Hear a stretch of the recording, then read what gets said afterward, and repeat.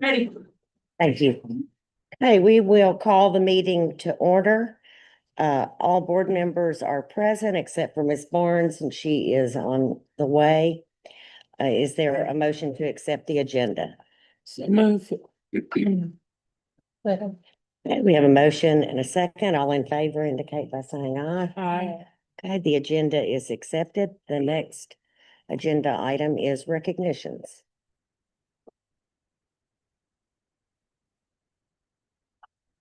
Hi, thanks, students. This is for our academic team, elementary, who competed in the district governor's cup 2 weekends ago, I believe. Our quick football team placed second. We'll have those that placed throughout first through fifth in the 10th area. So we'll call them up as I say your name. Stand up here to get your picture. First up, first place in science, second place in math, and on the quick football team, earning second place is Deidre Sludge.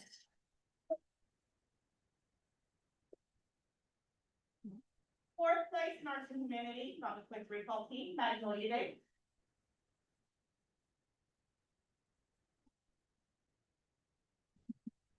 Fourth place in math and second place in the quick recall team, Karen Upton.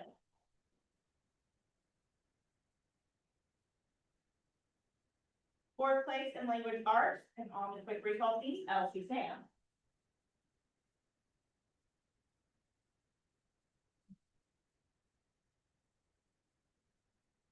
Fifth place in science and on the quick recall team, Hanson.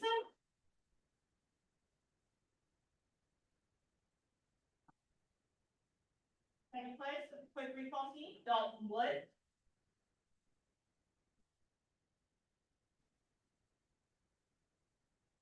Second place in quick recall, Emily Bott.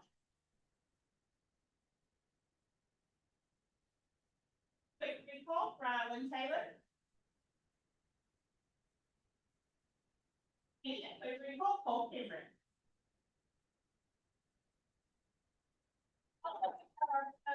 Miss Strobel's first year with us, and she is taking on academic team as well as yearbook.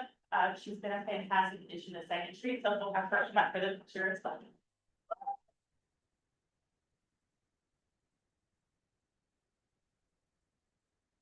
I would like to add that of our 9 students, 5 were brand new to the quick recall. We got second place. The first place team, they have been doing it for years, so they were like masters at it, but I really have to give them a hand because they did so good in that second place.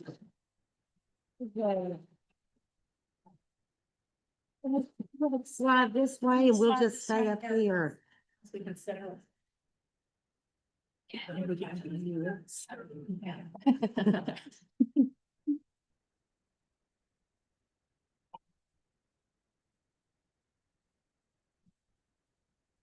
Okay, congratulations.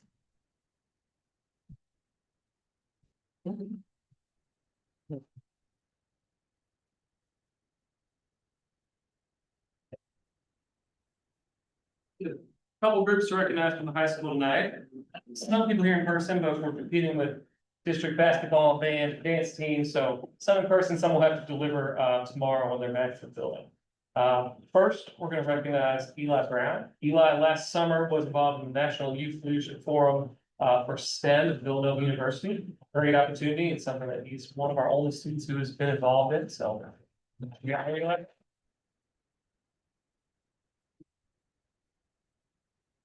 With the other ones, do everybody again. Our next two groups, we wanted to honor our KSA students who were proficient and or distinguished on all assessments. So we had some more students that were proficient, distinguished, maybe on 1 or 2, but these students were on every assessment, proficient, distinguished. We'll start with our 10th grade testers, which are our 11th graders this year, which means they will take 4 more different tests this year. But last year on the reading and the math test, they were all proficient and distinguished. First, we have Jalen Amber.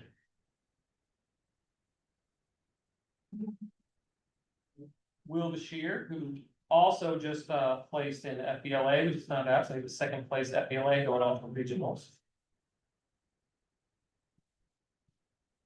Jamie Bessinger.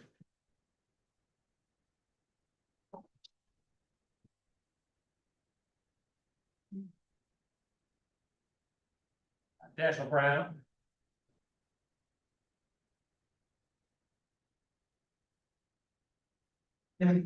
Savannah Cameron. Fonzo Delano. And Wanda. Addison Finley. Jerry Ritter. Grady Gebhardt. Hey Chilton. Emma Johnson. Stephen Jones. Eli Marshall. Eli also just placed that BLA in regionals side. Congratulations. Olivia Overland Brown. Sam Potts. Haley Rogers. Maria Romero. Those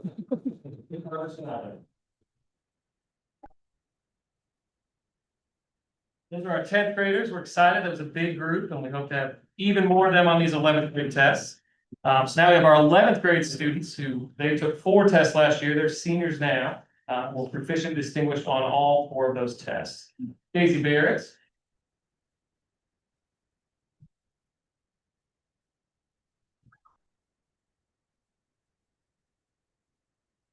Callie Craycraft. Dexter Goss. Brady Ellis.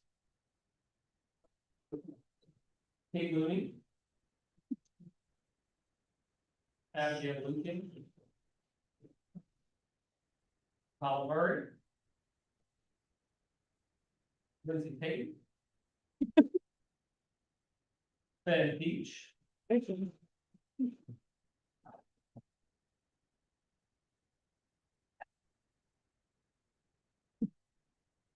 Jason Pearson.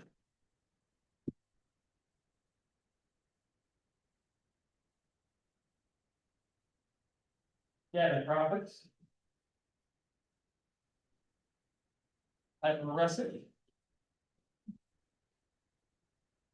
Destiny Sims. Maggie Starkey. Aubrey Whitus. Billy Wilkerson. And Jada Willard. I'm cheering, playing at the gym right now, so we're proud of them being involved in everything, but want to make sure we honor everybody distinguished on all those KSA tests. We're really proud of them, the work they did for the school. Something that doesn't necessarily impact them, so they are willing to go above and beyond and really showcase what we do here. So, congratulations.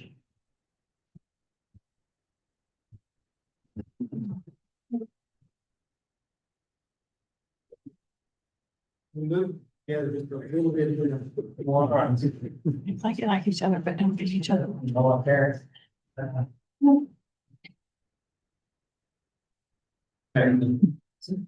Congratulations. Thanks for being here.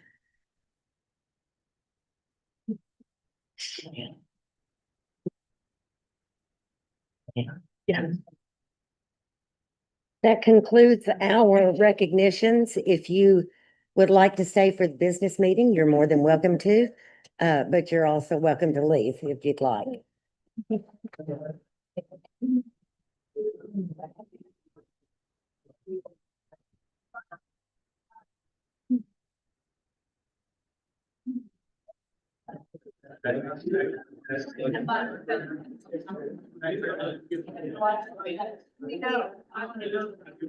Yeah, next time you win.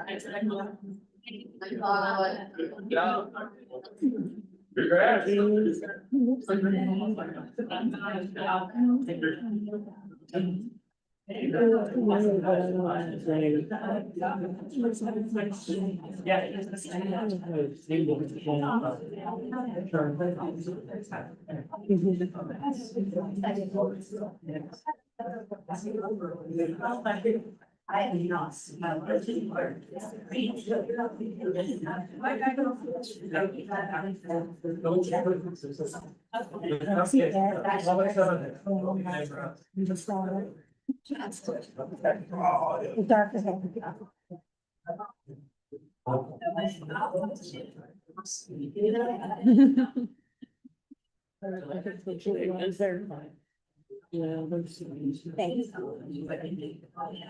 our next agenda item is comments and concerns. No one has signed up to address us this evening. Report, you have the personnel report. There's a leave of absence on that report, which requires board approval. Is there a motion to approve the personnel report tonight? Summer. Second. We have a motion and second. All in favor indicate by saying aye. Aye. Okay, the motion carries. The report is approved, and next is the orders of the treasurer. Just a few things that I wanted to point out, which most of these I put in the notes too, but you see on page 2 towards the top, there are 3 KISTA payments. Those are our buses that we are still making payments on, and we'll have another one soon when we because we just ordered a new bus. It is in production, so that's good news. Let's see. Yeah, the KCM conference registration, about 2/3 of the way down, that's paid for out of Title II funding, and right underneath it, the Pele mentor training. The Pele is the language screener that we're required to give all preschool students in the literacy grant. So that's paid for from the literacy grant. Let's see. The page 3 is a lot of exterminating, AED monthly maintenance, Frankfurt plant board, water cooler services. It's all standard. On page 4, you see our facility rental for the dugout for both baseball and softball, middle school and high school. The PBIS reward system, almost halfway down. That's the system that Second Street will be using to track pride points. That, while we wrote the check, that funding actually came from the foundation. We've been reimbursed for that. Mr. Driscoll, did you want to touch on those plumbing, the 1st and 3rd floor bathrooms at Frankfurt High and the repairs at Second Street?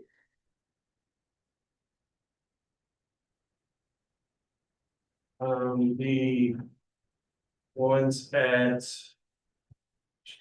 I know at Second Street, we had one down in the basement where we had an old galvanized pipe. That was the expensive one, $2,000 that we had to replace.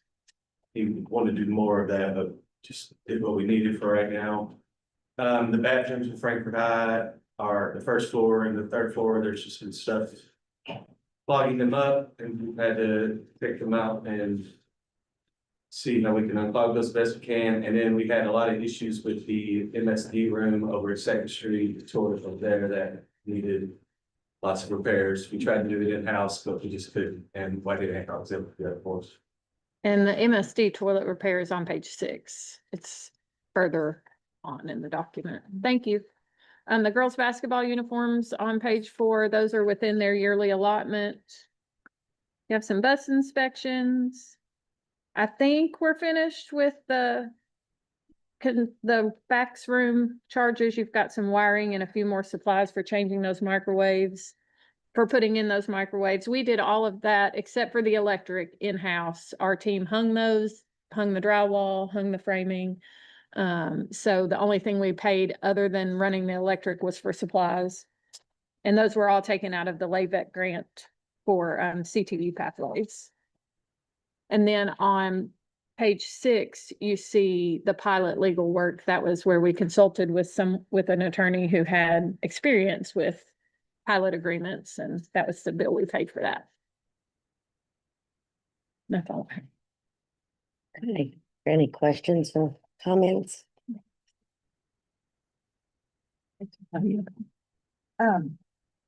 I know we've been getting a list of the KISTA buses before previously, but could not find my list yesterday. So I was hoping that maybe we could get that list sent around again. Will you make a note? Look at it, kind of see where we are on those. And then, the AED contract, I know it was a 5-year contract and I can't remember when that's ended. I'll go back and. Okay. And then plumbing, but, no doubt. Oh, Yeah, oh, Hank. Yeah.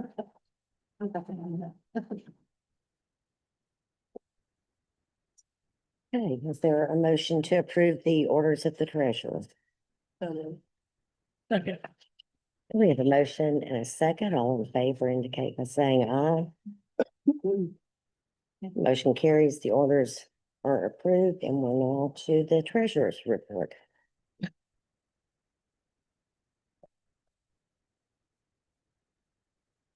We have the treasurer's report for January 2026.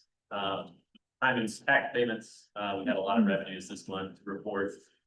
General fund took in slightly over 2.4 million with expenditures of almost 690,000, taking that balance to $2.9 million. Building fund, he did his first tax payment as well, receipts of 819,000. No expenditures out of that yet. That'll be used for ongoing construction run projects. Construction fund, we got 17,512,000 in expenditures this month. I think we're just waiting on one more invoice for the Second Street boiler replacement to get that closed out with building fund revenues. For food service, it took in $52,000 with expenditures of 66,000, making its ending balance 519,000. And then for FILA, just about $9,000 in receipts and then 9,500 in expenditures for its ending balance of $95,760.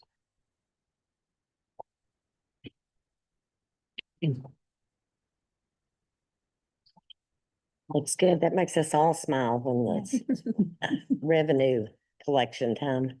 Any questions? Comments? Okay, thank you, Mr. Rupert. Okay, next is the consent agenda. Is there a motion to approve the consent agenda? Second. We have a motion and a second. All in favor indicate by saying aye. Motion carries and the consent agenda is approved. Our next agenda item is presentations. The first is the FHS update. Mr. Rogers?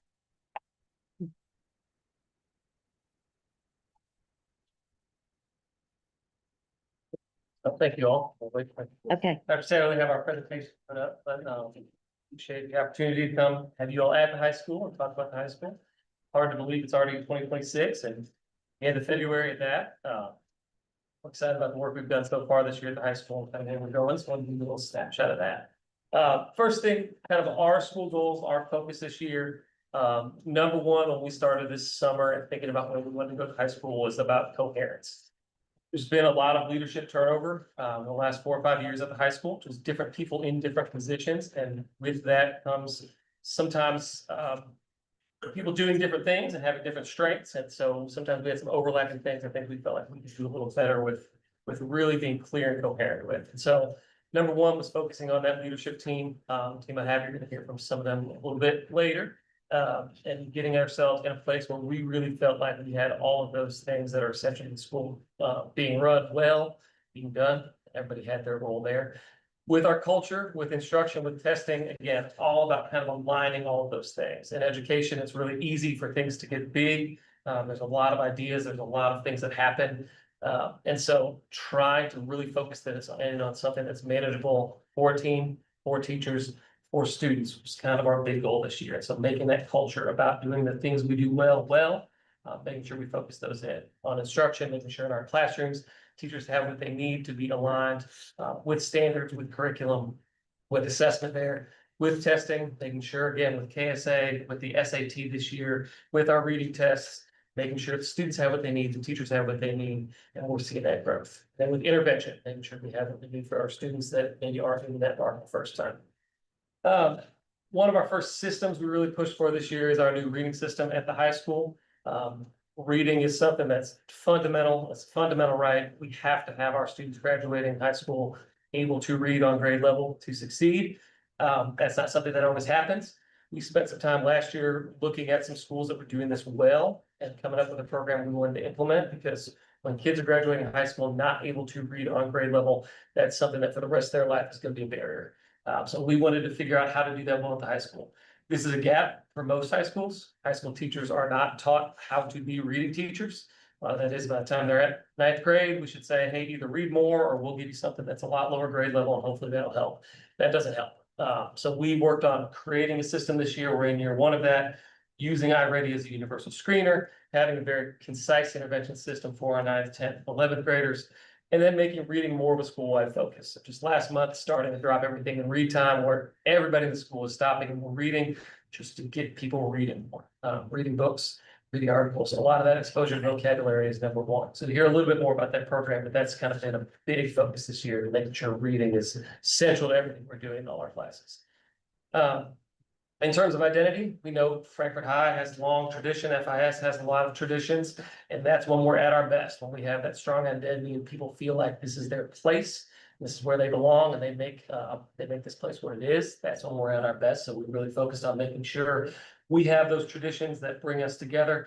First thing every day, front and foremost for all of our kids, creating that sense of pride when you're proud of something, and this is who you are and what you do. That helps them rise to the occasion when we're doing testing, when we're doing things in the classroom. And then focusing on service this year. Really want our high schoolers to have opportunities to serve in the school, in the community. Working a lot this first semester with Ms. Vaught to create those opportunities for our adult credit kids when we maybe before classes have started or after they've ended, having ways for them to get out in the community and do some service. So we've been working with some nursing homes, a crisis nursery, having students help set those up, doing service there, meeting with people. And then within the school, finding ways that they can serve here. And then finally, instructional growth. Instruction is what we do. It's what we're doing every day. It's what we need to be doing. And so we have a lot of HQIR curriculum, that high quality instruction, but it's helping our teachers and our students get better at that. So we have that foundation. We have those curriculum that we know are good. That's step one, helping our teachers feel really comfortable and have the support to go really deep with that curriculum. Helping our students find what that means for them. Those places to find success is an ongoing thing with coaching, with work partnerships, to make sure that, again, every day we're getting better instructionally, because those minutes in the classroom are the most important thing. I brought my leadership team with me tonight because I feel like this is not something that I'm doing on my own, and they are important every day to everything we're doing. And I wanted them to go tell you about the good stuff they're doing rather than me take credit for it. Tell you about it. So first, I have Mr. Peach, and students tell you a little bit about FIS. All right, so for us to be able to accomplish those goals that Mr. Rogers was talking about, first thing I feel like we have to have is a safe and orderly environment for our kids. So over the summer, we started looking at some stuff. We came up with a behavior matrix and a referral process. It's just a way that if something's not going right in the classroom and maybe a kid's struggling behaviorally, that we kind of talked them and shared with them, if this is going on, this is the step you need to take as a teacher. And then when that kid comes to me, if it gets to that point where they come to me, they have things happen in the classroom. If it gets to the point where they come to me, then those kids know, look, it's the first time I've seen you for A, B, or C. So let's look at our behavior matrix. You did this, first time we're gonna call your parent. That's your warning. Second time, it's whatever it is. So just having that in place for our kids to kind of know what to expect when they come and what their behavior expectations are. Another thing that was something we needed to do, but we hadn't really, we talked about it a little bit at the high school, but with the new House bill, the phone procedures, that's something we're still fighting now. Kids don't want to give them up. Teachers don't want to give them up. But we've got boxes in every room where they're putting them up. It's a little bit different than Second Street. We're trying to give them a kind of the next step. Second Street takes them and they're gone, right? For us, they're gonna have to deal with them when they get out of high school. So we're trying to get them a way that they can hopefully show that they're mature enough to start handling them. Some of them are, some of them aren't. So we have they come in the classroom, they put it away. If they don't put it away, then and it comes out later, then there's some things that have to happen. But we've got those procedures in place too, where they know, we see it in the hallway now. Like today, we've been out for a while, so we had the retalk here this morning, like, look, we see your phones in the hallway during instructional time. Mr. Peach is gonna grab it, it's gonna go in the locker till the end of the day. We had 9 today, which isn't awful, but I mean, some days it's 2, some days it's 9. First day back, I guess they're ready, so those kind of things happen. And then our third kind of thing that we looked at over summer was tardy to class and tardy to school. In the past, it's been a big issue. We're still kind of fighting the tardy to school thing. That's a little bit out of our control, but that's the one we're fighting. Tardy to class has been great this year, something we've seen big success with. So when we have these things in place, we want to reward the kids that are doing what they're supposed to do. So the next slide kind of talks about some of our reward system. So first quarter, we were looking at tardies right out of the box. So any student that had two or fewer tardies to school for that first quarter. We had a cookout at Juniper Hills.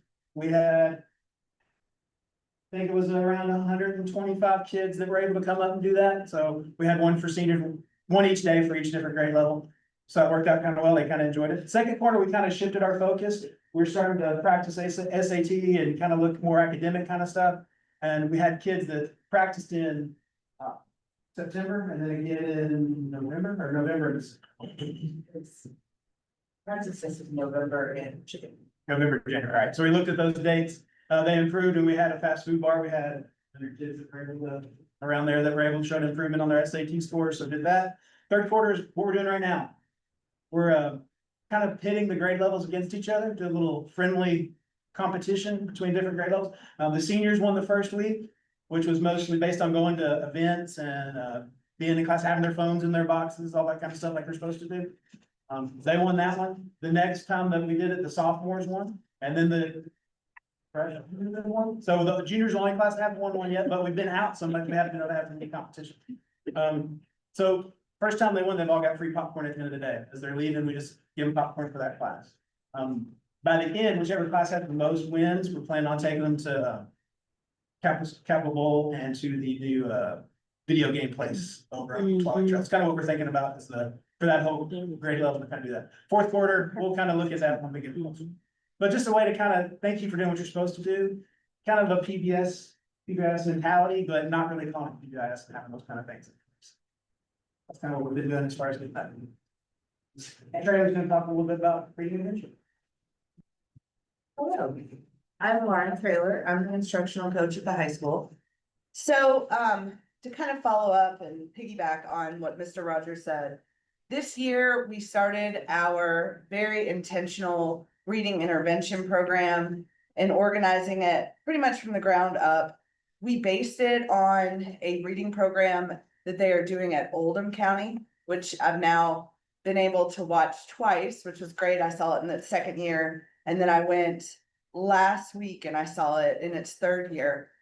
But what we've done is we are using iReady as our initial screener for our reading program. And then we are doing a secondary screener, which is called Dibbles. That's where they read out loud and we are able to gauge fluency. So we have, running through our crest, we have a 10th grade and 11th grade intervention group. Every quarter, this group changes when we do the iReady again.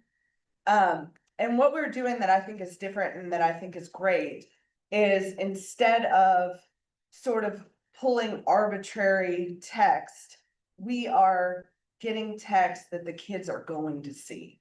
So we're pulling an English text that they'll be seeing in the next 2 weeks, a social studies text they'll be seeing in the next 2 weeks. So it does a few things. It allows them to work on the fluency, to work on vocabulary, to dive in to the comprehension of the passage. And then when it's taught, they get to go into the class and they feel confident to read it with their peers. So that's been going great. We had 4 just regular 4 teachers. Again, this idea is that it's not just the responsibility of the English department, that it's really a whole school thing. So we have Miss Coblin, who is our family consumer science teacher. We have Alan Spade, our social studies teacher, Emma Bukowski, algebra, and Eric Latham, JAG, who run this program for 10th and 11th graders. For 9th grade this year, we have structured a class based on 8th grade iReady scores. Next year, we're going to be a little bit more intentional of not just doing iReady, but I plan to, at the end of the year, once we get spring iReady, to go over there and talk to some teachers and then pull for DIBELS grading. So that we were really making sure we're getting the kids that really need the extra help. So we did a year-long class for our ninth graders.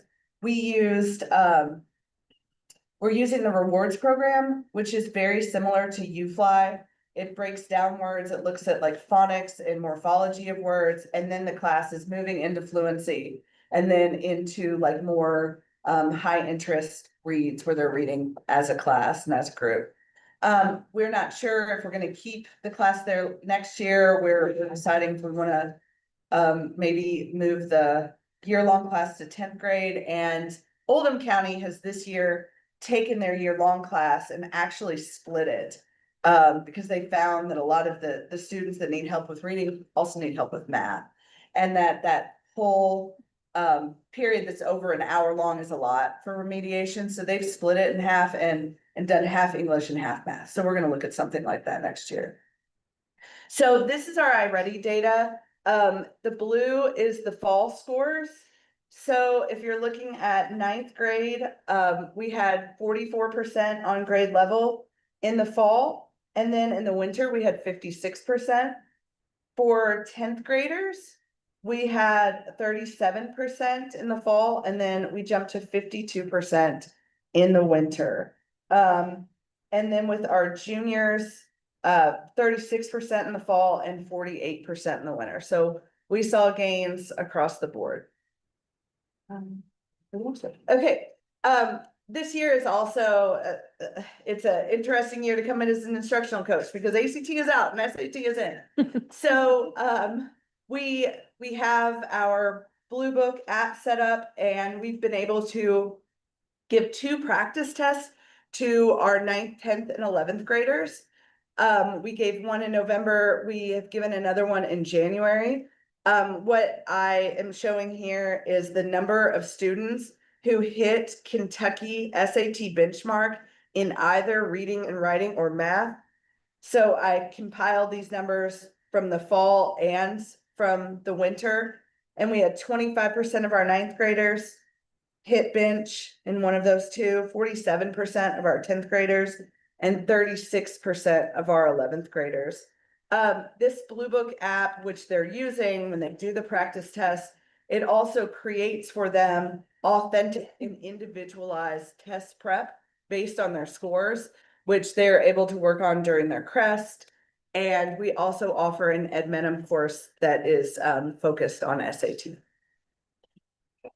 Okay, so this is just like a comprised version of everything we're doing with reading intervention, everything we're doing with testing and curriculum, and then our professional learning work. So we have for reading intervention, our iReady testing, our rewards program, the authentic reading intervention that comes from the Blue Book. And rewards is the name of the reading intervention program. It is, yes. And rewards is the one, like I said, that's very similar to UFly, except it's for an older demographic.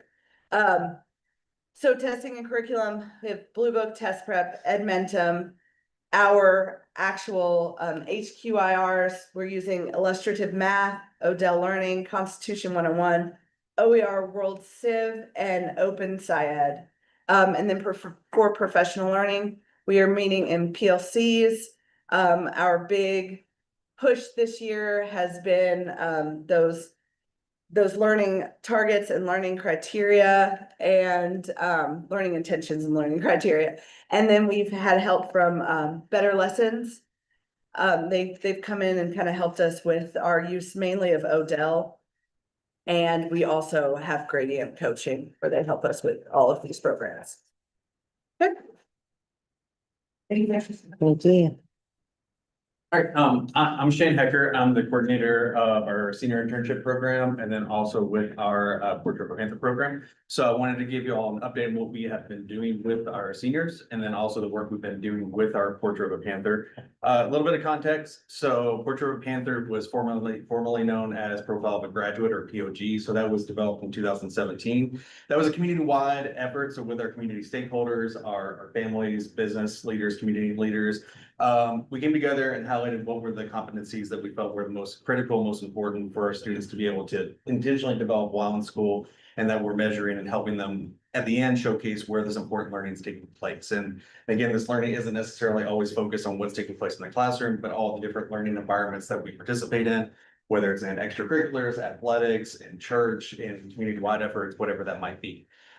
So we've gone through some different iterations of this. We ended up launching this full scale in 2022, and then went through the process of revisions in 2023. So we ended up changing the name from POG to Portrait of a Panther, so POP. With that, with community input, we ended up making some changes to our competencies and to the skills. And so the logo that you see to the bottom right includes our current 5 competencies. What our focus has been with this is actively working with our students and within our classrooms, and intentionally doing that through Crest and through some different iterations we have at the junior and senior level to be able to develop learning portfolios to showcase that learning and actively reflect on that learning. And so we have been utilizing portfolio websites. And so you all can see some of the different tools we've been using. So Google Sites has been the tool we've been using to be able to develop and keep these portfolio websites. And then we have also had some different versions of our junior and senior showcases of learning. Many of y'all in here have been on panels within those. So they've gone through different versions of those. We're really excited about kind of where we're at with some of the active versions we have of the junior and senior showcases of learning.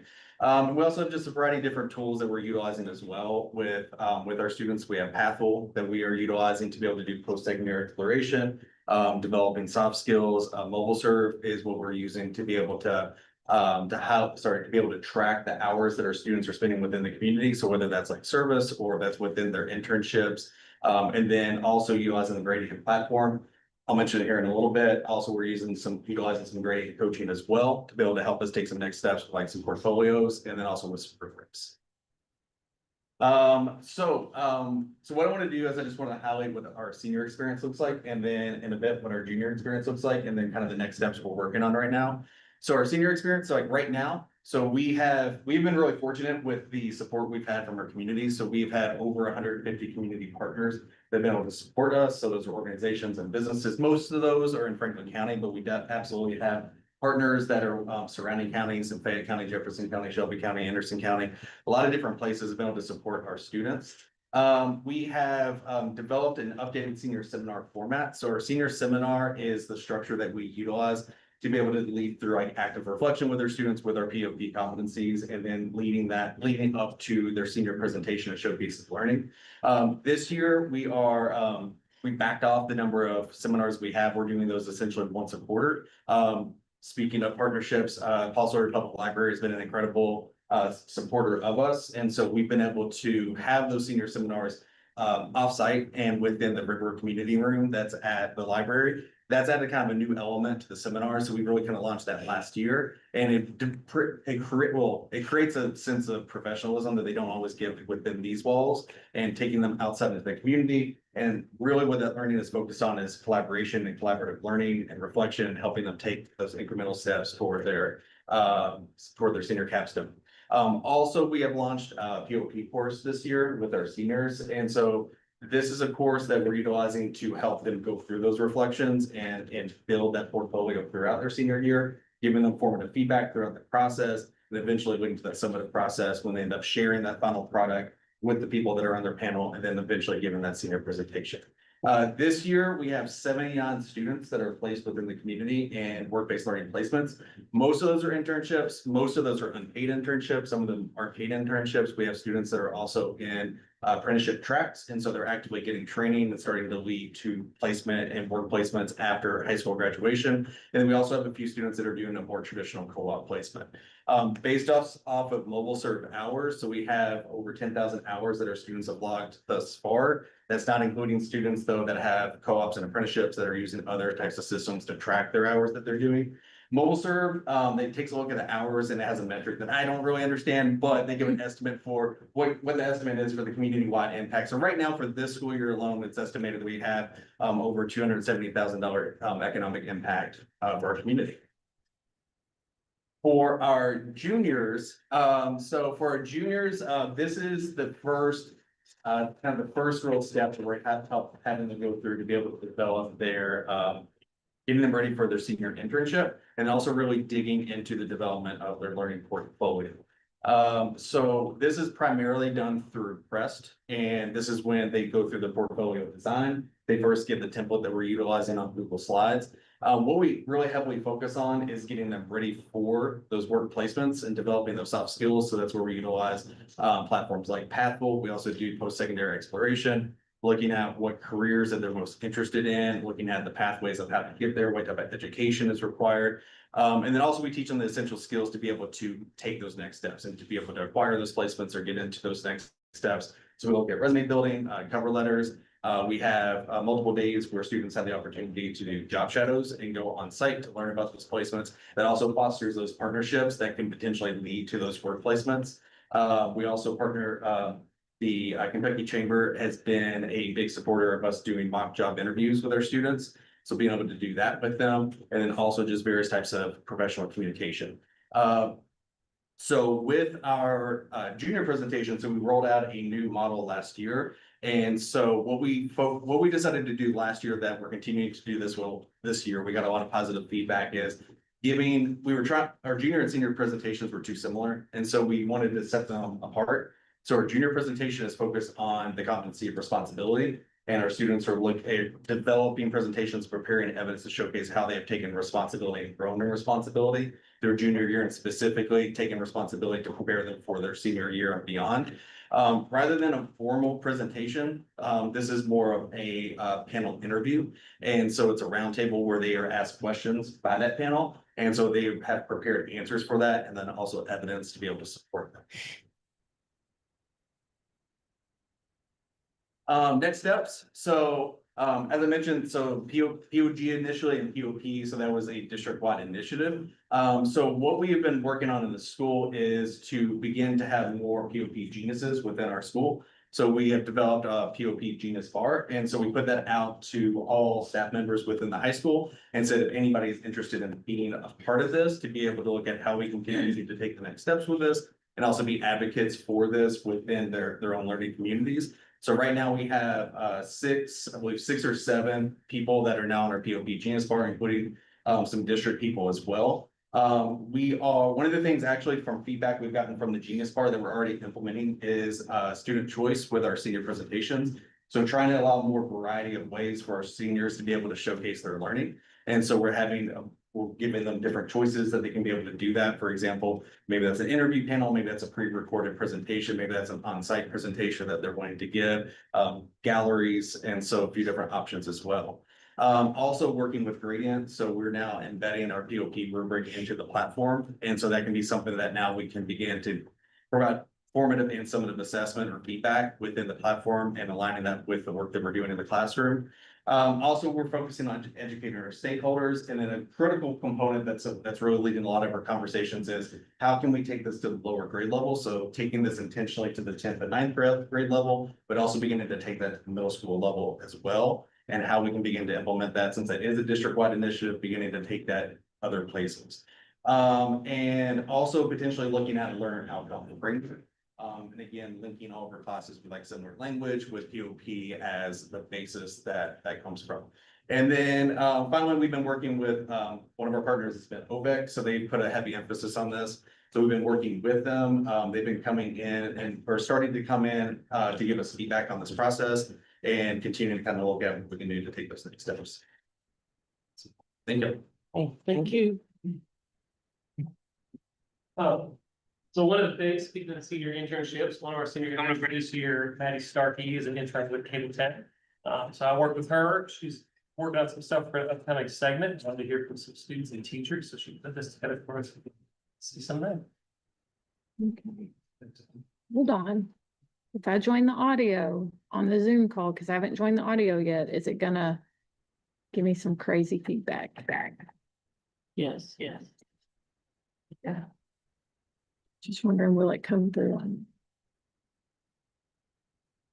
Nope.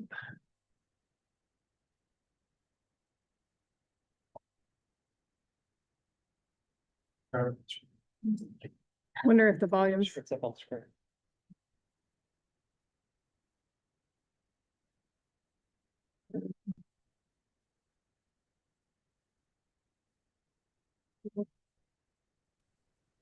Did. Is that Didn't, thank you. That's all, it's good. I can share this with you all later as well. Mr. Jones, do you know how to get the sound to come through here?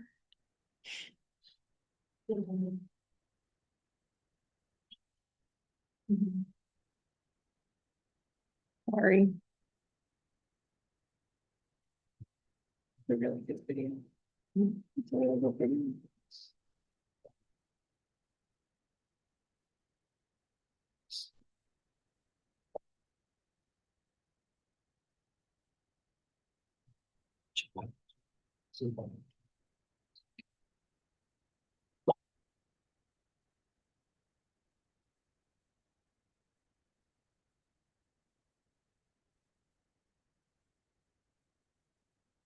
Sorry, I could probably turn my computer.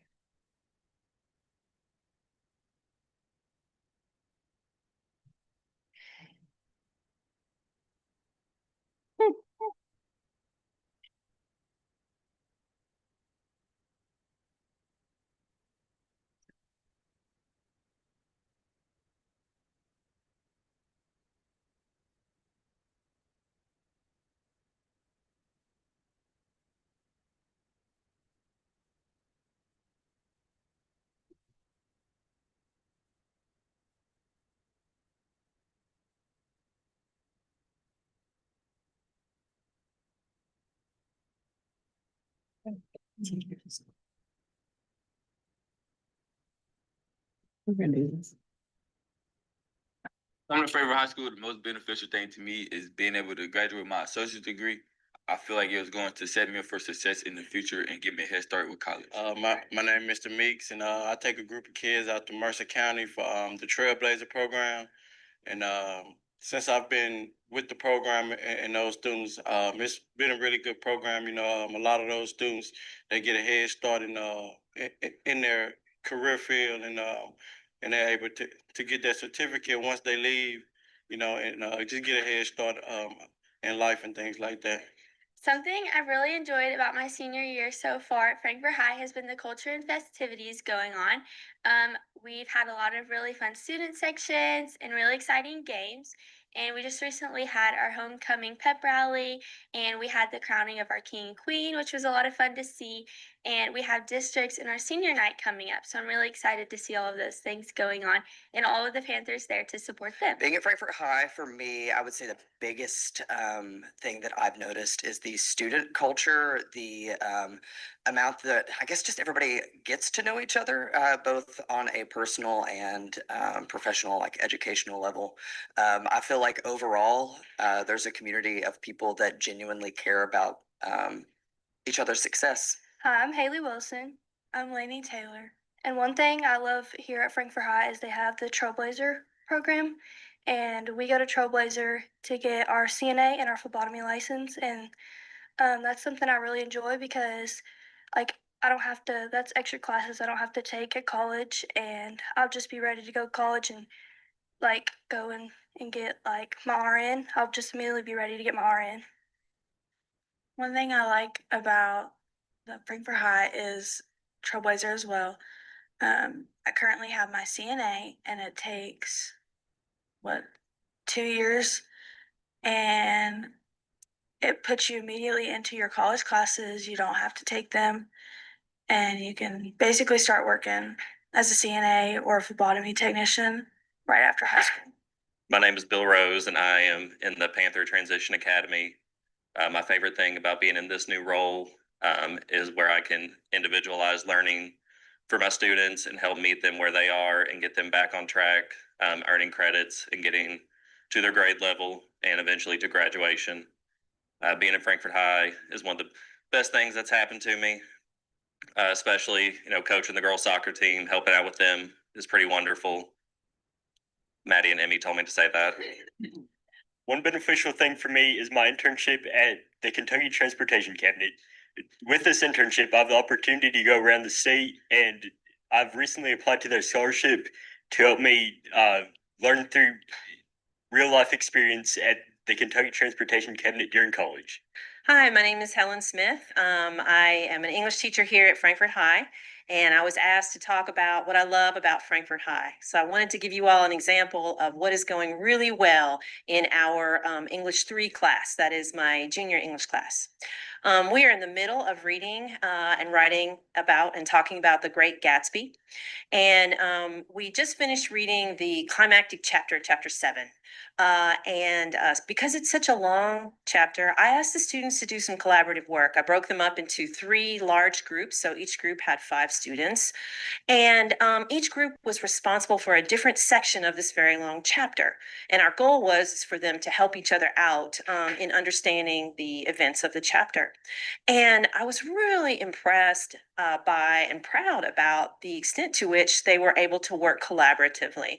They had a real good sense of knowing that on their shoulders depended the comprehension of their classmates about this section. And they each group presented a slideshow. And they also did a lot of individual work. I had students sign or put their name at the bottom of their own slide so that they knew they couldn't just rely on their buddies, the hard workers in the group, to do the work for them. And then after that preparation period, each group gave their slideshow, and each slideshow generated a conversation about that section of the chapter. So again, just a great example of collaboration and teamwork and a real level of maturity that, to be honest, at first I was a little nervous about. I hadn't quite expected from this rowdy bunch of juniors.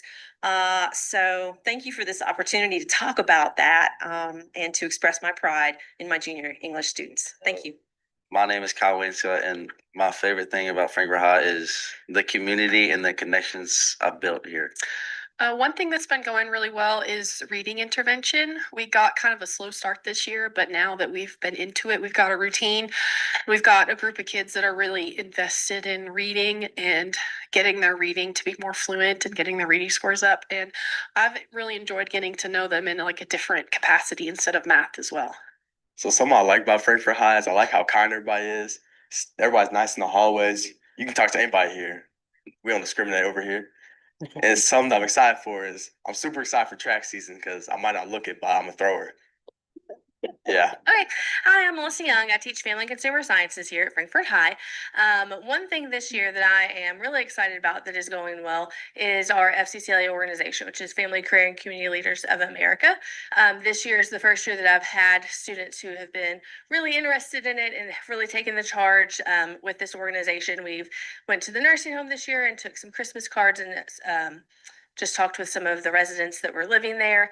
And then we have also went to our regional competitive events where I had some students that participated in that, which was super exciting for them to see and get to be a participant in. And then we've got some other fun things scheduled for this year, but that is the one thing that I feel like is going really well, and I'm super excited about this year.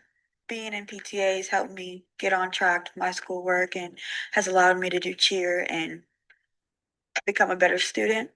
I am Brad Jeffries. This is my first year at Frankfurt High School. This is Alex Singleton. This is a guy that I work with every single morning. Alex and I had a little bit of a breakthrough a couple of weeks ago because of all the weather that we've had. There was ice everywhere. Alex and I tend to go on walks every single day to get some energy out, right? Yeah. Do you like to go on walks? Yeah, okay. Alex and I were walking last week and he was behind me and we were walking and I slipped on a patch of ice and Alex was behind me and I came very close to wiping out. And like I said, Alex was behind me and as I was falling, Alex put his 2 hands up and held me up from falling. I texted his mom and let him know he helped me. And I thanked Alex over and over for keeping me from falling. And Alex got the biggest smile on his face. Alex communicates in a different way, and I have picked up on. Come here. And I've picked up on his language. Some of the things that I love about being at Frankfurt. This has been my first year. One of the things I love about being at Frankfurt. This is my first year here, as I said. The support that I receive compared to some other areas, or some other places that I've been in, the support here is second to none. Anytime I have a question, someone's there to help me, even if it's not in my field of special education. If I need assistance, if I do need help with technology because I'm not good at it. Everyone has been very patient with me. It is true. I was told before I got here that it is a community here, and until you get in the hallways, you really don't understand it. It absolutely is that. I feel like the school was dropped off here, and the community around us supports the school and what we're trying to do with each student. I couldn't feel more supported, and I love where I work, and that's the first time that I've been able to say that in a very long time. I always like to have people hear from the kids and teachers again. That's what it's about. That's what we're doing every day. We have some strong partnerships. You've heard about a few of them. We're Family Friendly School again, for the year in a row along Second Street. The Healthy Kids Clinic, having a full-time nurse in the building has been huge for the last few years. Also, our public library, we're really trying to strengthen that partnership. At State with our associates program, obviously, has been a very strong partner. JAG is another program in the school that's allowed us to expand our offerings, as well as Trailblazer. You heard about that. Our students going into the trades can travel to Trailblazer Academy and Mercer Academy every afternoon and work on those pathways. And so it's important in a small district, as you all know, with the resources we have, to figure out how we can expand those as best we can. So these partners have all helped us kind of expand and offer more things than we may be able to just on our own. So finally, where to go next? We're continuing to work on that culture of learning. Again, creating that identity for kids as learners, as people that take tests, just because that's what we do is really important. When we get them to buy in with that, especially at the high school level, that's when we'll really get see some growth. So making sure we have that culture of learning in all our classes all day, helping them find some passion and connection. Testing culture.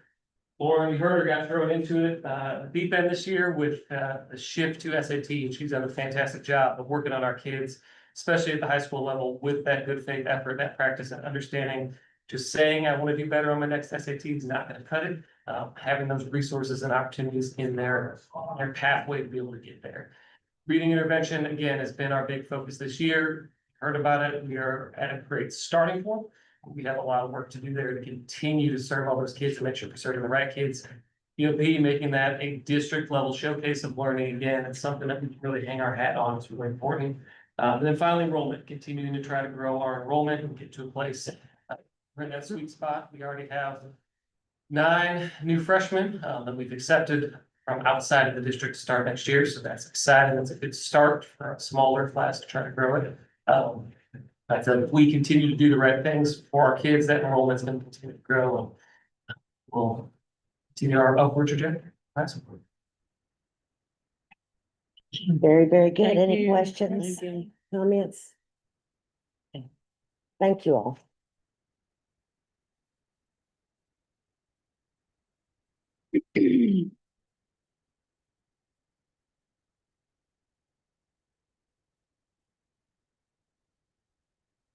Okay, our next presentation is on demographics in our organizations, clubs, teams, district-wide, and this is something that we've been looking at as a board for a while.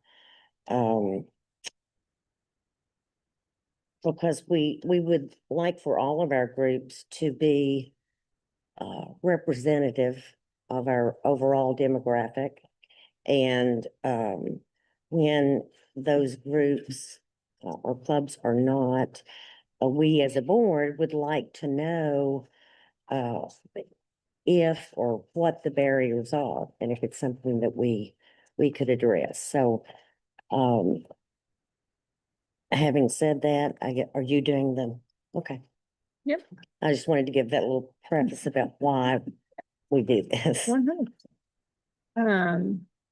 Okay, you all have that demographic, just the spreadsheet, but you also have this slide deck sitting at your seat tonight as well. On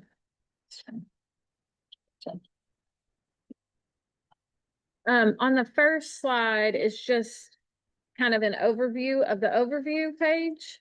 So you can see both schools broken down by number as far as what percentage of our total population at each school, by gender, by ethnicity, and by other subgroups such as what percentage of our students have a 504 plan, qualify for English language, free and reduced lunch, gifted and talented, special ed, and how many students are enrolled in a dual credit course, and how many students are enrolled in the associate program, and then what percentage of our students are tuition students.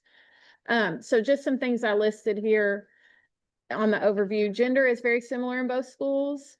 I think it was funny to me that Hispanic and Latino sits at 7% in both buildings, very low percentage, but still a group of students that we focus on.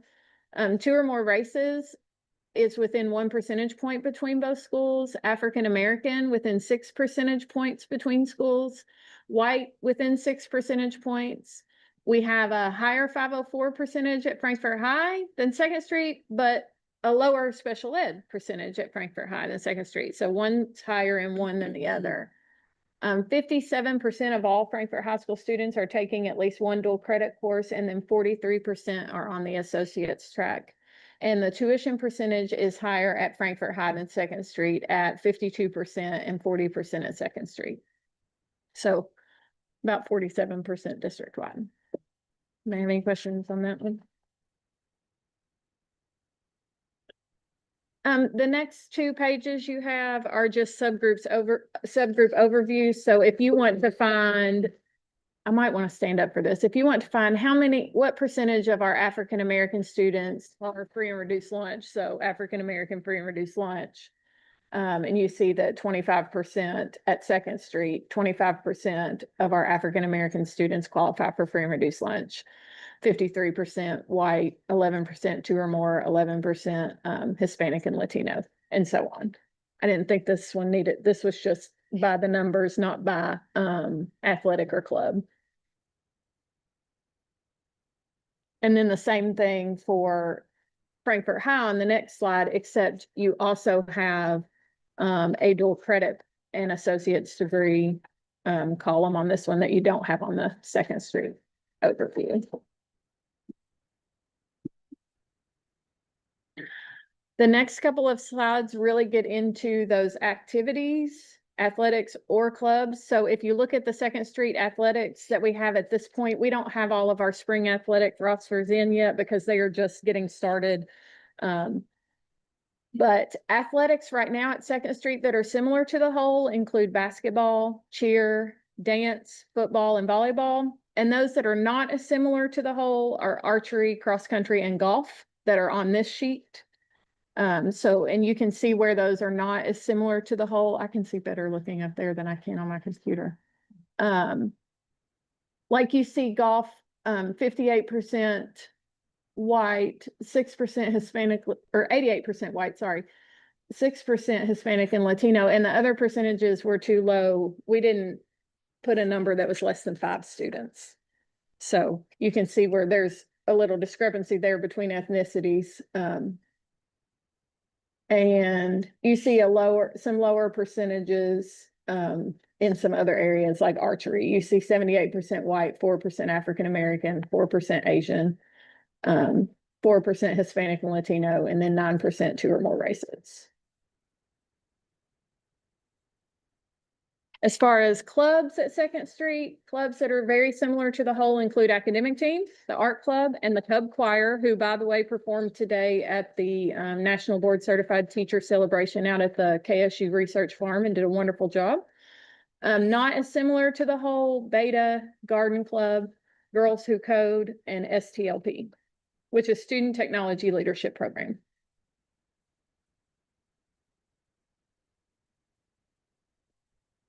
Moving on to Frankfurt High athletics by subgroup, similar to the whole include basketball, cheer, dance, football, track, soccer, and tennis. Not as similar, again, we see archery.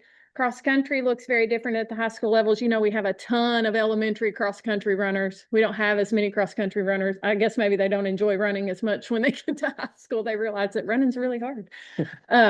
Golf, wrestling, and volleyball.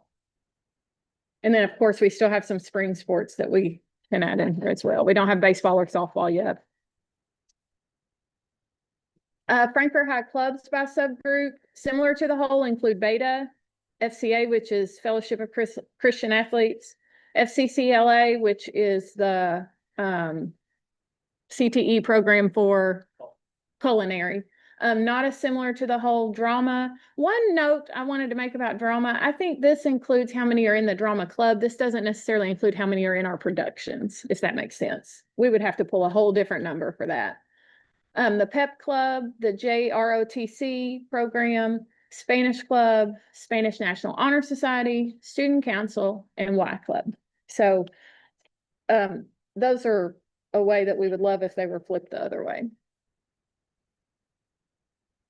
My main part of this presentation that you all might have some comments on are some reflection questions that I think we can ask ourselves as a district, that we can ask, I can ask myself as superintendent. Principals can ask themselves as the leaders of their buildings. Sponsors and coaches can ask when they look at their rosters, why does it look this way? Like you said, what barriers exist and what can we do to remove those barriers if we have students who want to participate in something that they're not doing right now? What are we doing currently to actively ensure that all students are afforded the opportunity to participate in athletics and clubs? What could we do better to ensure that all students are afforded that opportunity? And what are some specific strategies that we could deploy to attempt to diversify our athletic and club rosters? And what will we do moving forward to ensure that access to these opportunities is a reality for all students? I know we've put a huge focus over the last couple of years on everybody being involved in something, if that makes sense, but being more intentional about making sure those involvements are diverse across the spectrum, if that makes sense. Well, I thought as part of this process, we were going to do some of these things. Yeah, I wanted to present them to you first.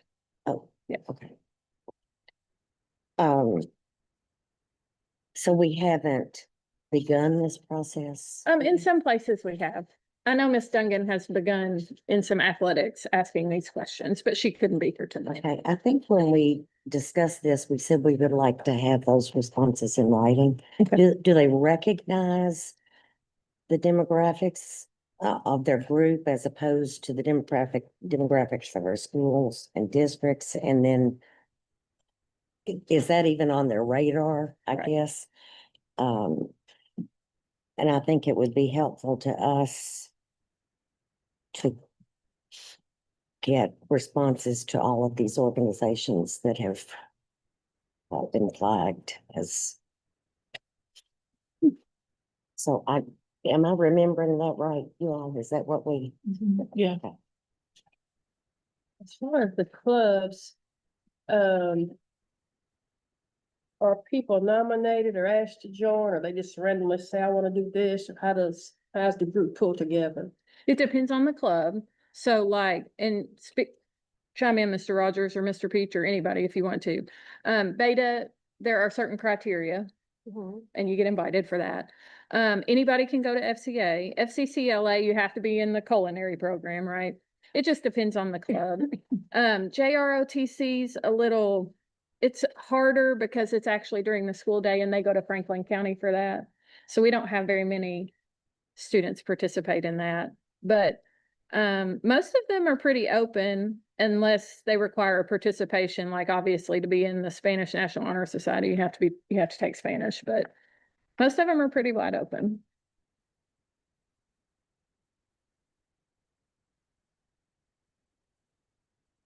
And I have to do some digging, a little more digging on drama club versus students in productions. Like, what does the drama club roster, how does it look different than how many students are actually participating in productions? Am I making sense to that? Okay. Yeah, I don't know what that is right now. Most of the, it's at the high school. Yeah, because when I was working on this, I thought the drama club looks to be, I mean, total enrollment's only 12 students. So that feels like a high school drama club, but we have a lot of elementary and middle school students that participate in the productions. So I think maybe we need to pull that number too. Because we want to, The club needs to diversify, obviously, but we want to make sure that we're seeing that across productions also. It has a spreadsheet of points throughout the year for every member, and it's a lot more. Kids than that. I don't know if you want to reach out to him to. I mean, we have triple that perform in best Christmas pageant. And you can see that the ROTC is only 5 students because only 5 opt to do that during the school day and take that class at Franklin County. But 5 is more than we've had in the past. I think with a couple of groups, there is just the perception. I know I had a conversation last week about a specific group that I won't name tonight, but as 8th graders, students didn't feel like they would be welcome or well received, so they weren't even going to attempt it. So, I think we've got to acknowledge when we have groups like that, that's not where we want to be with any particular group. So I think, we might be able to glean a little bit by talking with students.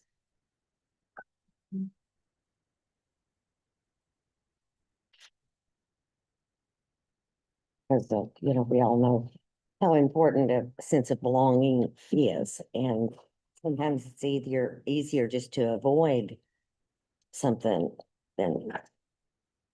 So I don't Didn't know. feel like you don't belong. Right, I don't know what that would look like. I don't know. If we could maybe talk to maybe some 8th graders to see if they've given any thought to what they might do in high school, and if there are any of those perceptions, or talk to some middle school students about. One thing we did this year at the high school, the first couple days back, we had a career fair, or not career fair, it was a club fair. Sounds good.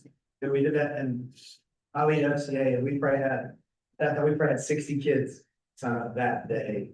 Some happened to do it, but they signed up for, then they come to the first few meetings, and that's kind of thing itself. And I know the same with Rock Club with Warren, just having that opportunity out there where they just at least know what it is, because sometimes come to high school, most kids. So I think that's a good first step. And if you go talk to the 8th graders even earlier, that's even better. That's Just not really doing good. it. Yeah. What sounds interesting to you, and we'll put that on blurb, and then. Yeah, that's good. I didn't know you did that. That's good. That's exactly what my question was. Is the information included in parent orientations when parents come to visit? Is there like a book or something? We have that in the hallway, we invite all clubs and organizations and sports to Okay. have representatives or coaches. And one other thing we run into in high school, which makes it tough sometimes, is the finite amount of time where, as Pete said, we did the club day. A lot of kids want to sign up for a lot of stuff, which is great. And then school starts, and their primary school starts, or nothing really done starts. And suddenly, getting up at 7 a.m. and come to FCA on a Wednesday and falls off the radar. And I was gonna do these 2 sports, but really, the soccer practice doesn't, I can't get it up to the golf play. And so that's one thing in high school that we try to be, all our coaches do a great job, loves being as accommodating as possible. But then we eventually run into that time. A lot more in high school level, they make that choice. They decide this is the 1 or 2 things that this is what I can do on my plate and everything else. So we want to have everything as open as possible. I think what we're trying to figure out too is how do we help kids have all those be available? And then when they make those decisions, have that just. So yeah, the first time we did club day, we had a ton of signups, and that was great. Then we saw that squeeze of what can I stick with? What can I keep doing? Started doing club days during the day on Fridays, during our midterm time. We're looking at that's new this year.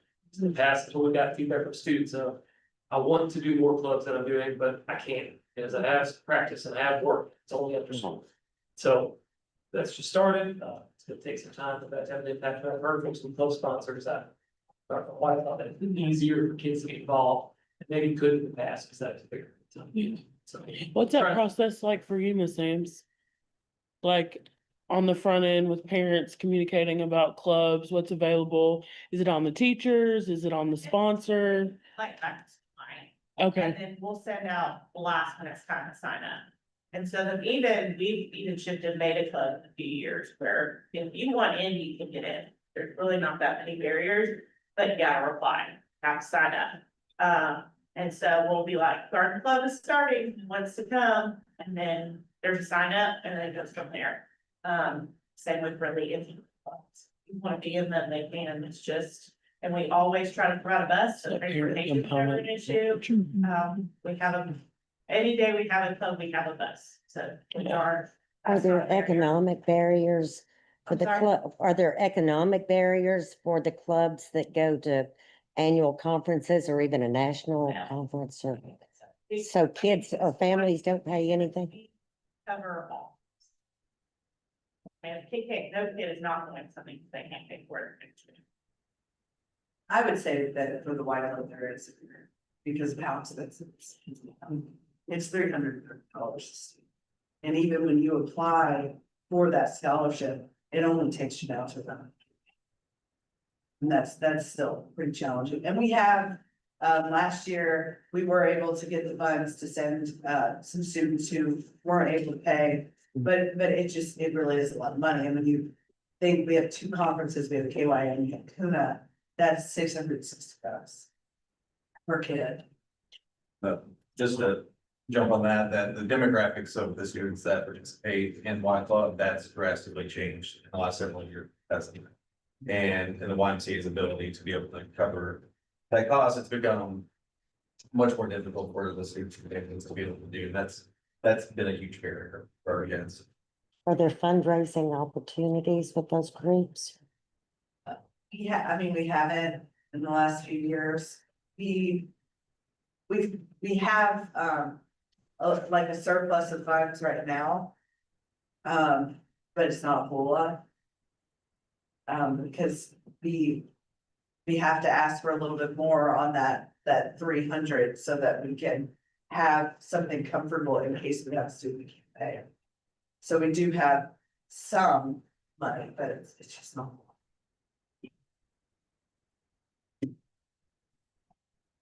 And there are 31 students currently participating. in Yeah, Y Club. and that kind of flexes too. Mhm. Yeah. But yeah, it's a good number.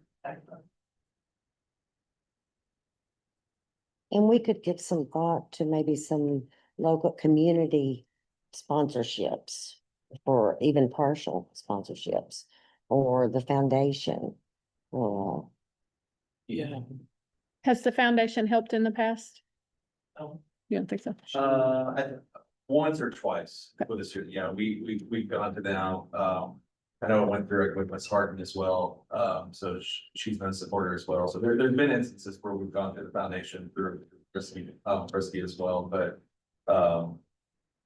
yeah, and like to Lauren's point too, like with like fundraising, that was something like when I was doing it, that just fundraisers have changed and get less and less with it, the amount of time, effort that goes into that, plus just policies of just needing to, how you have to divide that money up with the students, and the students that typically need it the most are the ones that are doing the work, but then needing to divide that amongst all the students and those that don't need that as much or at all. Getting that, so that was also a struggle as well. So that was something over time we started to phase out, just we weren't seeing the positive results from it that we used to see.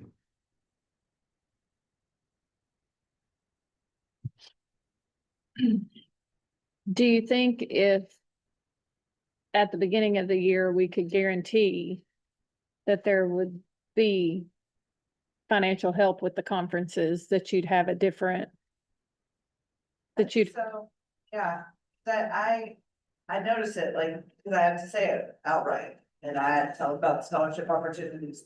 But after that initial meeting, I see a chunk, that just follow? How many do you think we're losing as a result of financial? So when we did the club fair, we had a little over 50 students sign up. Significant. And then, and I don't know if that is all financially dependent. Right. That's just also timing, probably a mix of both, but yeah. So we lost about 13 or 14. so at Second Street, it seems like the Beta Club, or Junior Beta does a lot of traveling. And that's all funded entirely. They do have a lot of fundraising. Fun, foundation. The government, with that, with them. They just partnered with some community partners. Their stuff. But no one has ever come and said, I just. We do that, we have about $15,000 sitting in our activity fund to help kids specifically on field trips. So if a kid can't afford it, it's. Right, but kids aren't always that comfortable saying that, No, but we push that on parents, like, please don't let this be a barrier when we're doing field trips, teachers, are reaching out. If we find out that that is the barrier, we're covering that. And they can be a Beta Club and not participate in the traveling piece, that can be, where they have to compete. So there's the academic piece and then the qualifications. And then there's the traveling piece. So they're two separate, you have. Yes, we call it like teacher recommendations, and we can send out a parent thing, if Okay. parents want to recommend their child, so we've tried to open it up. So anybody wants to be in it, they have that opportunity. So the number you have, is it everything included, like it's? Yeah, 70. All of it. Yeah. That's every single student in Beta. 72 roundabout in Beta, both Betas combined, 72. Yeah.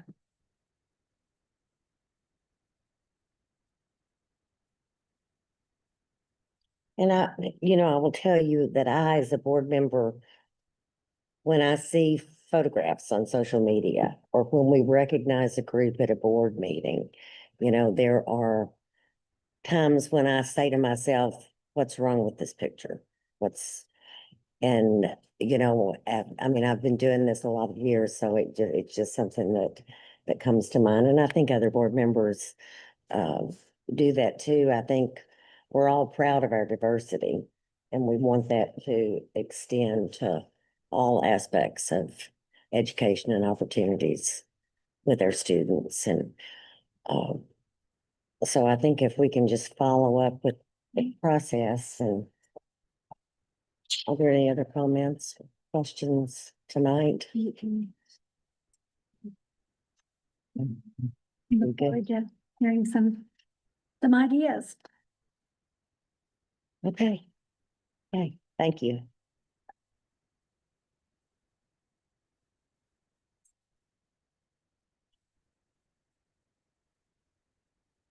Okay, we are now to oh no, I'm sorry, I almost skipped over the most important thing on our thing tonight. Our new business is the teacher makeup days. You have in front of you a draft amended calendar for this school year. So we are allotted 10 NTI days. We've used 8 so far. And you'll see in my superintendent report, you'll see attendance from today. As compared to attendance from last Tuesday. So my recommendation, we have 2 days to make up. We have enough hours built in our calendar with 175 instructional days that we can, the students wouldn't have to make those 2 days up because we have those hours built in. But the staff, because they're contracted 185 days, they still have to make those up even when the students don't. So my recommendation is that the first 2 days of spring break, spring intersession, the first 2 days, March 23rd and 24th, become staff professional learning days. And if staff, if they can't attend, then they will have to take some type of day, some type of leave to not be there. We had a pretty good attendance last year though with those 2 days. And that the 25th, the 26th, and the 27th, that becomes PEP, and that the next week of March 30th, 5 days of Excel, 3 days of PEP, 5 days of Excel. Just because I feel pretty strongly about that targeted remediation during that week. So, and then we wouldn't have to adjust the end of the year. We could keep it where it is.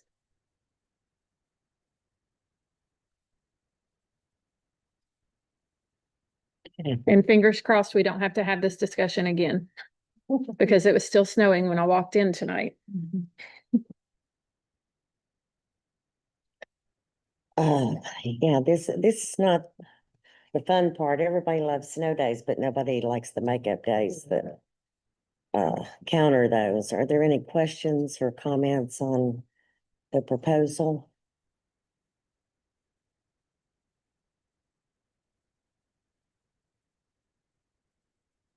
So we can get this out tomorrow to parents, so they can make adjustments as needed with the Yes, and I did call. Dale and Pat.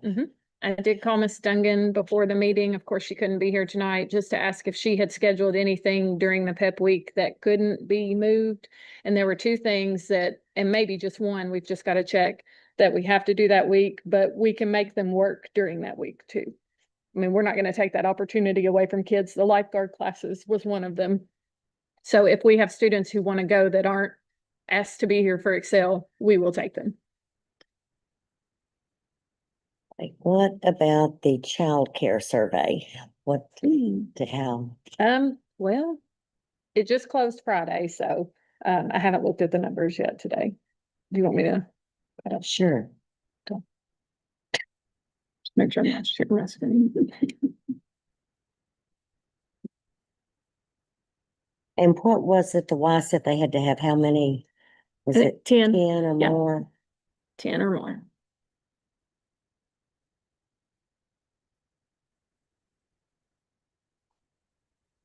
And it's still open, so if somebody filled it out today, that would be on here too. And we still have time, so if we need to send it back out, we can do that too. He actually emailed me earlier today to see. So we've had 15 responses so far. So it sounds like we may have. We have, the interest is there. The interest is definitely there. Good. And we still have time, so I can send it back out again because it may just need to be refreshed at the top of people's parent square, social media, things like that. Because we're looking at it early, so. But we've had 15 so far. Okay. Okay, if we can nail that down, I mean, that just gives. I would say 15 responses, but 19 kiddos, because some of those have more than one student in their home that they need childcare for. So 19 students are on the list. That's good.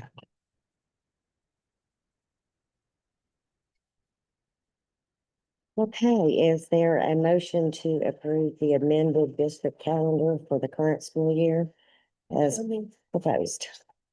So moved. Second. Okay, we have a motion and a second. All in favor indicate by saying aye. And the motion carries. Makeup days are set for staff and the schedule for PEP and Excel is set also. Now, we'll just superintendent's comments. Anybody wants a score update? It's 49 us, 19 TFCA. 20 seconds to go. There's the first part of my superintendent's report.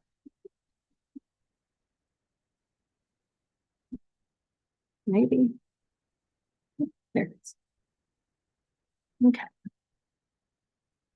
Of course, the board and myself all attended the Kentucky School Boards Association annual conference this weekend. So a lot of things were brought back to the forefront of my mind. Ms. Greathouse and I attended on Friday remember we approved a resolution for the 5 superintendent standards instead of the 7. I'm finishing up the rubric to send to you all for that evaluation, but I just wanted, because it was fresh on my mind, and in that resolution, we agreed to start the evaluation process in the spring with the evaluation completed by May. So I just wanted to throw these standards back in there and dive a little deeper into each one in upcoming board meetings. So the 5 standards are now, standard 1 is strategic leadership. Standard 2, instructional leadership, Standard 3, cultural leadership, Standard 4, human resource leadership, and then Standard 5, operational leadership. And the other two standards are embedded, that they didn't take it out, remember, they just embedded those pieces within those 5 standards. So just quickly wanted to review those because those were fresh on my mind after the KSBA conference. If you stopped at the TV that had all the student banners on them, they don't do the actual banners anymore, but this was our banner and this was designed by Noah Williams Watts. And the theme for this year was Built to Last. And so all the banners were designed around Built to Last. Good year for us for Built to Last since we just celebrated Frankfurt High's 100th birthday. So that's how Noah designed his banner. So I didn't know if you got to see it, so I wanted to put it here for you. If you saw on social media this weekend, our Second Street School Lady Cubs, our 4th and 5th grade Cubs, came in 2nd place by 1 point in the Franklin County Elementary Basketball Tournament. So they had a really good run this season. I loved the weekly stats that the coaches were putting up of how many points each player had and things like that.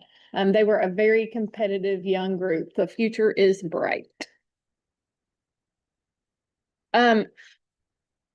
Just Say Yes, Wanda Joyce Robinson Foundation, Zero V have started a youth advisory council and they've had several meetings up to this point, but some of our students are actually serving as officers on this youth advisory council. In the picture on the left, you have Leo Wilder, and on the right, Daisy Barrett. She was actually here tonight being recognized. And Lakin Smithson's not in the picture, but he is serving as an officer too. This picture is from the State of the Community Address last week. So they attended that State of the Community Address as Youth Advisory Council officers. We have had 2 finalists for Governor's School for the Arts, Catherine Jenkins in dance and Jackson Marshall in drama. So they will go on to the next phase of auditions and hopefully make it into the actual program. This past weekend, we had 2 Second Street athletes compete in the middle school state indoor track meet. On the left is Leo Wilder. He placed pretty high in the 1600. I can't remember his place right off the top, and on the right is Jordan Murphy. Jordan is a sprinter. He did really well as well. I think he competed in the 40 meters. The sprints are shorter in indoor than they are in outdoor. Other great things going on is obviously it's 41st District Tournament Week for FHS basketball. We're hosting in our beautiful gym. Our girls played TFCA tonight and just got the W.